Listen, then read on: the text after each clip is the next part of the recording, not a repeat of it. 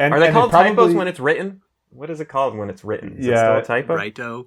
Righto, yeah. They made a really expensive righto. Yo, what's up, everybody? My name's Emilio. That's my friend Christian. We build characters for role-playing games based on all sorts of different and generally random prompts and parameters.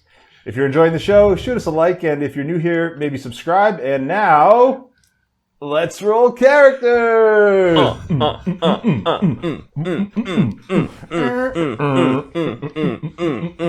All right, today we are super excited to have Jordan Lyons rolling with us. Jordan is a Dungeons & Dragons novice. He works at the University of Montana, and he lives in Missoula, Montana with his wife, Christine, and their son, Jasper. And also where I live. Neighbor of Missoula. Christian. Yeah, welcome to the show, Jordan. What do you have to say for yourself? I would just say I'm super intimidated. I watched your show and all your other guests have made a module that's on Kickstarter or something. So I'm like, okay. Well, we're psyched to have you on for season 2, Friends and Family of LRC. That's right. And also as happy birthday, Jordan. Hey, well, thank you. Yeah. We're going to roll for ancestry, culture, class, background, and gender. And so, Jordan, if you would, please roll us a D10 for ancestry. A 1. Okay, we're going to do a dragonborn. Please roll us a D10 for culture. 1 again. It's a dragonborn-dragonborn. Please roll us a D12 for class. 5. Dragonborn fighter. Kind of seems like off to a good start for someone who's inexperienced and maybe a big character who can hit things. That's right. The dice were thinking, hey, we want to throw this guy a softball. You'll probably get guild artisan on this next one, and then it'll be I gotta figure out how this fighter became a woodworker or vice versa. Yeah, exactly. Okay, yeah, let's figure it out. So please roll us a D20 for background. All right. 7. Oh my God, it's a guild. You protected it! I called it! What?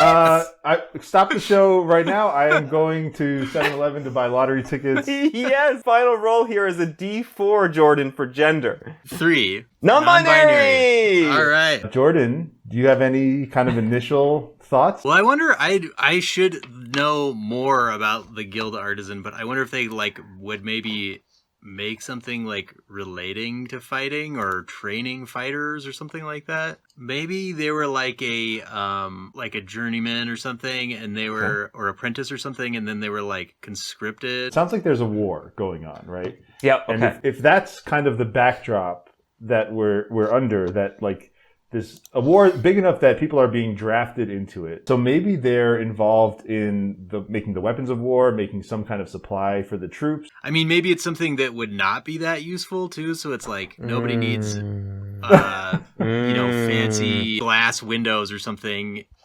There are a number of trades which are sort of built in to the guild artisan background, and they're things like calligrapher or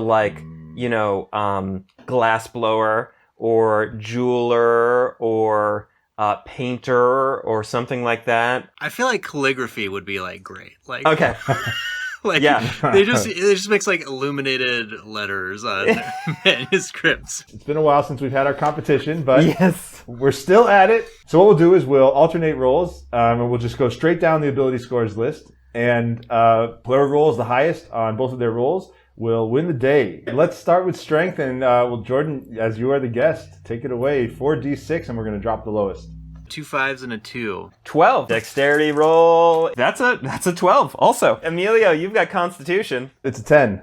Oh man, very average. I hope this guy's really bright, Jordan. 12 for that. Like a B student here, yeah. Yeah, exactly. Okay, well, here we go with wisdom, and I'm going to go ahead and predict a 12 here. It is a 9, below average wisdom. Charisma, it's a 10. Oh! Really amazing showing on the rolls, guys. It's 24, 21, and 20. Jordan. Congratulations. Congratulations, the winner. A perfectly average win. I wonder if the fact that they are so average is the thing that makes them unique, maybe? Yeah, let's talk about it. What is it about them that led from point A to point B, calligrapher to military person? I think it's got to be like they can't send their best anymore. Like, Is this person, you mentioned stenographer, or they could be a notary public or whatever, or like making like wedding invitations or something. Or yeah, Done. That's it. First idea sticks. they've just got like a really quaint little shop where they do the calligraphy work for wedding invitations. yeah, like the nobles or whatever. They're trying to seem fancy, and they hire them to like make a fancy looking whatever, right? Certificate for them or contract or. What if they were tasked with making some really beautiful something, some document or whatever, and they make a typo in the noble's name who's hired them, and this typo proved to be fateful in that the noble was so upset that they pulled this person out of their print shop and conscripted them into this brutal war effort. I think it fits just like the averageness. Like, they weren't the best calligrapher. Right? They made him That's right. up. Yeah. That's right. A little sloppy. Yeah, I mean, their dexterity was good, but it wasn't great. Some questions I want to explore. One, what was the document that our Dragonborn was making here? And two, was it their own fault? Like, that this happened? I don't know if I can come up with it right now, but I think it's got to be some raunchy, like it's like someone's name was like one letter off from like something raunchy. Probably has to be on a document that would be publicly visible. Also, like I was thinking at first, like, it would be like a deed to the property, but nobody would see that and they could just fix it. But if it was, like you said, like a wedding invitation, like a sign advertising something, something public that, like Lord Butt request that you attend. It's Bert. It might be like too on the nose too, but it could be like the treaty or something too. No. I really like that, actually. Like, these two warring peoples were about to come together, and it totally scuttles the peace. And then they get sent to war. Yes! How did this happen? Did they blow it because of their own vices? The other alternative too could be like it was sabotage or something, and they have like a vendetta or something. Oh man! And is there a vendetta here? Does our character find out? Well, I think they find out a long time later. Yeah, like as in the game playing through and that sort of thing. Yeah, that's like a detail you can uncover. Yeah, that's like something the DM might throw work in there. Oh no, Jordan, don't listen. Well, let's say it was sabotaged and we don't know by whom. Yeah, I've always had my suspicions. That's right. We'll just go ahead and jump into the personality traits, ideals, bond, and flaw. For our personality trait, we have a couple interesting ones, and we're going to shift them around a little bit to match the character that we're coming up with. The first one is, I'm full of witty aphorisms and have a proverb for every occasion. Unfortunately, our guild artisan friend here is maybe not the wittiest person around, but they think they might be, and so they definitely throw out aphorisms and proverbs, but they may sometimes mix them up. Maybe they get them wrong. Maybe they're not appropriate for the situation. For the second one, we chose, I don't part with my money easily and will haggle tirelessly to get the best deal possible. And Jordan had identified that like maybe this is a character who is sort of in it for the money and is not really that concerned with the art piece of things, but realize that there's some gold to be made in this script work and this calligraphy work. Yeah, and right in that vein, this person's ideal is greed. They're only in it for the money, and yeah, just going back to that, it's not for the love of the craft. They're just they're just like, yeah, the money's in calligraphy. I'm gonna do that. Anyone could do that. I'll do it.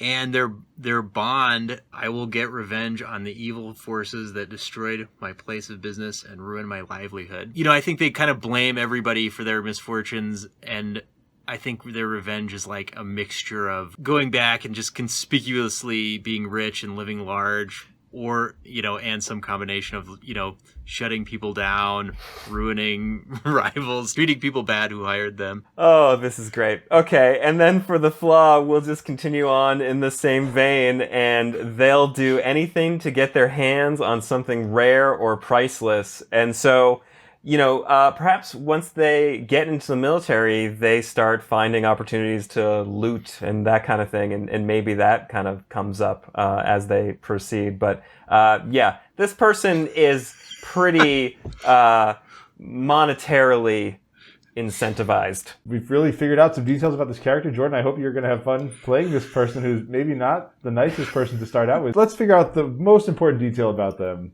Yes. Which is their name. I kind of see him having like a pretentious, fancy name. And maybe they even, made it up themselves to, to like kind of like maybe to sell their business or something. Or maybe it sounds like calligraphy in some way, or it sounds like, flowy and scripty. Like maybe like Caligraphex or something. Like just like kind of too like on the nose with like a goofy not sophisticated ending. Like Caligraphex Superiore or something. Yes! That's really good. I think that's it. I think Caligraphex Superiore is it. Are we going with that? And I'm putting an E at the end of superior, by the way. Superior. Yeah. Oh, yeah. This is great. That was the fastest we ever come up with a name. And it's really one of the best names I think we've ever come up with. It's pretty great. And so, Christian, I think we have our character. Tell us about Caligraphex Superiore.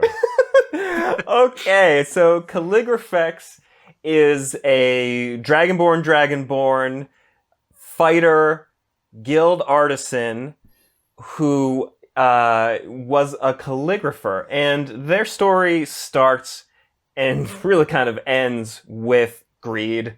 They were a pretty average dragonborn in their society, background, whatever you want to call it.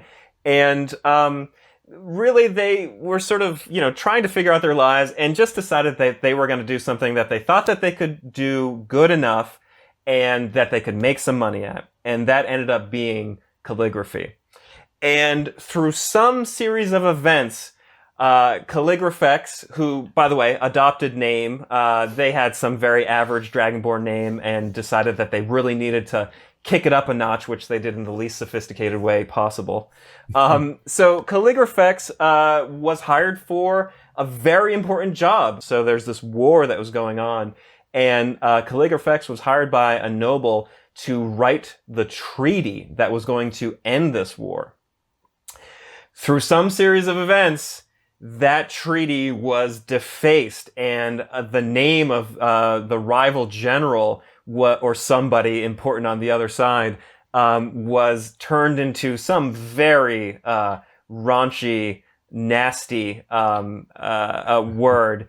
And the noble who was trying to broker peace took Caligraphex and conscripted them into the war effort, forcing them to fight this prolonged war that was not of their making. This ended up being like a really rich backstory. Yeah, this is really fun.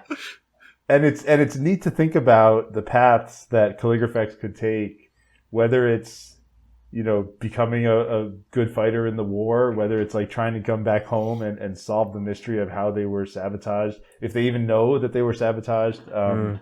Yeah, I also like that it could be like a redemption story, or it could be just a wallowing in the cesspool type story. This was really fun, and I feel like I came up with a character who is super different than what I thought I would do. Maybe like a big character who can hit things. It's really fun to see all the random choices come together into a great story. Awesome. Yeah, right on. All right, Christian, do we have our character? Yes, we do. And so now do all of you. If you would like to download a PDF of Caligraphex Superiore, you can click the link down below. The name is still cracking me up. It's so good. It's pretty great. Jordan, thank you so much for being on the show, for giving us an awesome character and a great name. Thanks for having me. Yeah, this was so much fun. And as always, if you've enjoyed Let's Roll Characters, hit the like button, hit the subscribe button, do the comment thing. Tell us what you think of Caligraphex.